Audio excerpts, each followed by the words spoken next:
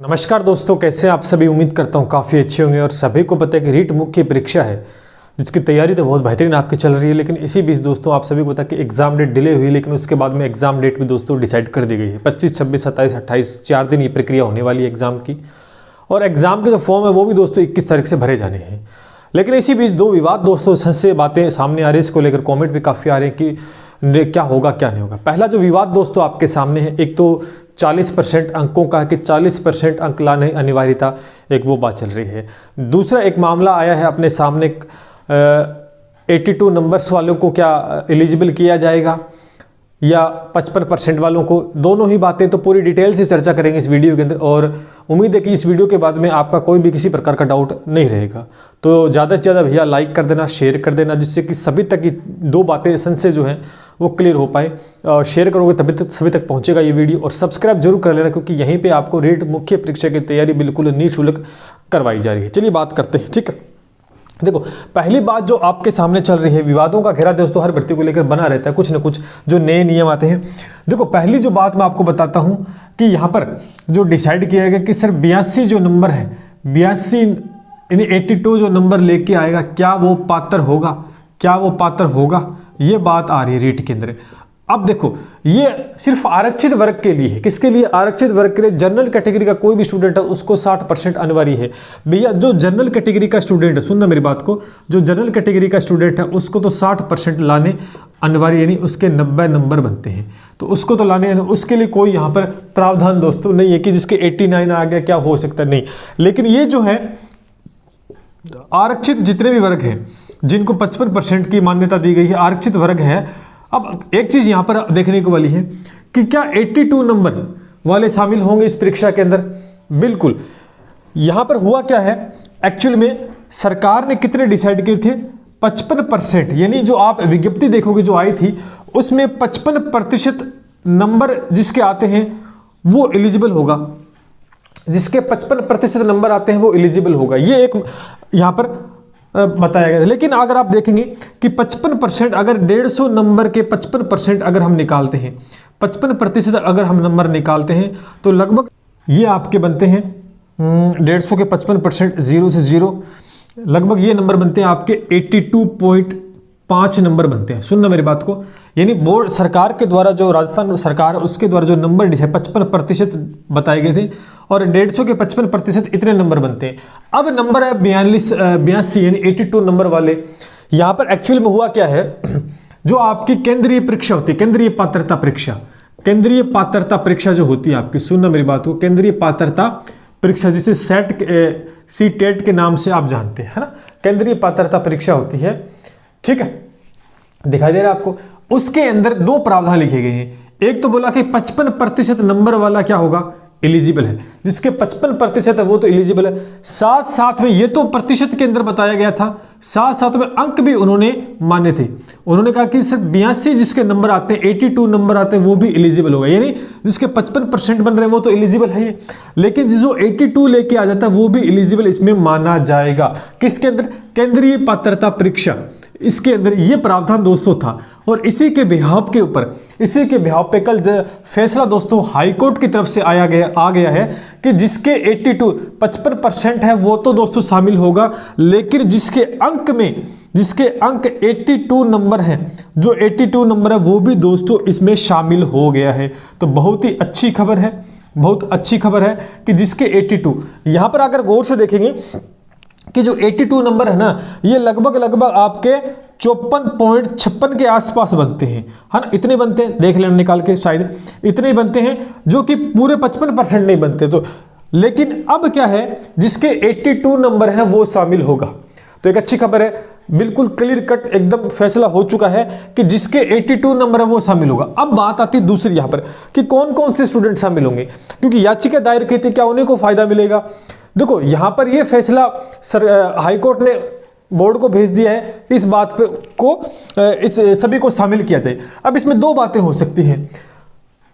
एक, जब विज्ञप्ति आपकी जारी होगी तो उसमें पूरा एक डिटेल नोटिफिकेशन आ जाएगा, तो विज्ञप्ति तक इंतजार कर लो, आज आ जाती, कल आ जाती है।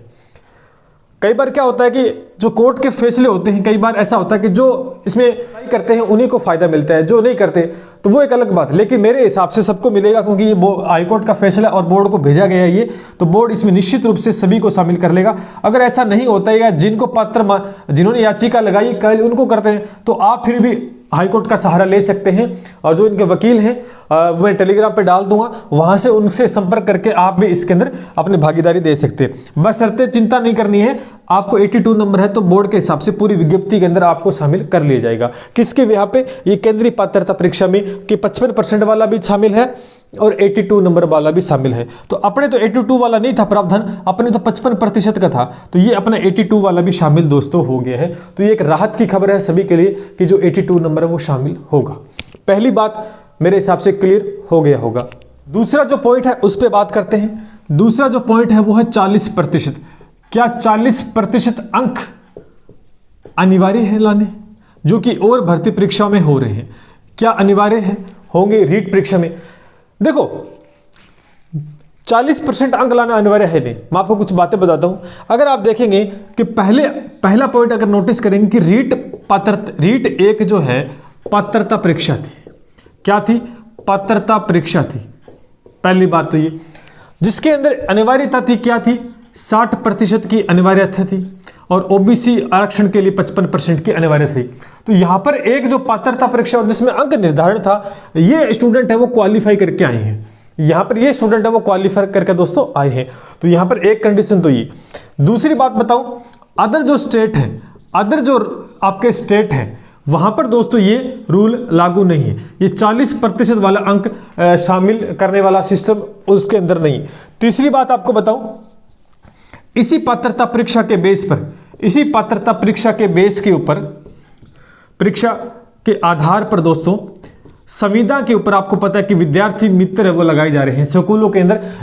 इसी प्रमाण पत्र के आधार पर दोस्तों क्या है लगाए जा रहे हैं। तो ये एक बात ही होगी। दूसरी चीज आप सभी को पता है कि यहां पर प्री और मेंस जो एग्जाम, एक तरीके से प्री और मेंस एग्जाम क्लियर हो गए। तो पहले ये बताओ, क्या सरकार आईएएस बनाना चाहती है ना? क्या आईएएस बनाएगी? यहां पर नहीं। एक नॉर्मल सी परीक्षा जिसके अंदर इतनी पात्रताएं निर्धारित पहले से की जा चुकी है और स्टूडेंट पहले से भ्रमित है कि क्या करे, कभी रद्द होगी, कभी कुछ होगी, अब निर्णय पढ़ाओ। तो ऐसा कुछ नहीं होने वाला है। ये बातें चली है, अक्सर उठ के आई है, लेकिन ऐसा इसमें कोई प्रावधान नहीं होगा। निश्चित रूप से आप डरे ना कि 40% अंक, तो ये भी बातें बोली गई कि 40% आने से योग्य शिक्षक मिल जाएंगे। अच्छा, 40% योग्य शिक्षक मिल जाएंगे तो भैया सीधी सी बात है, फिर ये क्यों करवा रही है? ये पात्रता परीक्षा ये पास करके ये योग्य तो है। 40%, ये 60%, ये 55% लाने वाले स्टूडेंट क्या योग्य नहीं है? ये ऐसी बातों में आ गए नंबर। ये बात सोचने वाले कि यहां पर फिर पात्रता आपने क्यों दी? फिर आप एक पेपर कराओ ना, आप पेपर कराओ एक। इस पात्रता परीक्षा को क्यों करवा रहे हो? पहले से आपने एक पड़ाव रख रखा है, उसके बाद में एक पात्रता और, एक तरीके से एक और पात्रता 40% की। तो ऐसा नहीं होगा। इस पे उपेंद्र यादव जी ने जो संघ के मुख्य बेरोजगारों के, उन्होंने भी बता दिया है कि निश्चित रूप से ये चीजें नहीं होंगी। और लगभग ये फाइनल दोस्तों तय भी हो चुका है और आपको नोटिफिकेशन के अंदर पता भी लग जाएगा कि ये 40% अंक लाना कोई अनिवार्य नहीं होगा। ऐसा नहीं हो भी नहीं सकता, बिल्कुल सही नहीं है, क्योंकि यहां पर पहले से एक प्रमाण पत्र जारी कर दिया जिसके यहाँ पर अदर राज्य में ऐसा कोई रूल नहीं है, अदर भर्तियों में। और यहां पर इस पात्रता परीक्षा को लेकर ही दोस्तों फिर अगर 40% अंक लाने अनिवार्य, तो इनको फिर संविदा के ऊपर प्राइवेट स्कूलों के अंदर क्यों मिल रहा है, क्यों लगाया जा रहा है? तो आप देख सकते हैं कि यहां पर खुद सरकार है इस मामले में फंस सकती है। तो ये चीजें हैं नहीं होने वाली। इसके यहाँ पर दोस्तों फैसला होगा तो, और निश्चित रूप से फैसला आपके सामने आ जाएगा कि 40% अंक अनिवार्य नहीं होगी। बाकी 99% तो दोस्तों क्या है मैं आपको बता देता हूं, 99% तो नहीं होगा। फैसला बिल्कुल सही होगा, ये अंक अनिवार्यता खत्म हो जाएगी और 1% कुछ होगा तो उसके ऊपर विवाद स्थिति दोस्तों बन सकती है, निश्चित रूप से बनेगी। और ऐसा होना भी नहीं चाहिए, क्योंकि एग्जाम पहले से 2 हर एक पात्रता पहले से क्लियर करके आए, तो योग्य शिक्षक हैं तभी तो करके आए हैं, है ना। तो ये थे 2 बातें। निश्चित घबराए ना, आप तैयारी करें आराम से कि जो एक तो आपका 82 नंबर वाले वो स्टूडेंट शामिल इसमें होंगे तो फॉर्म आराम से भर सकते हैं निश्चित रूप से।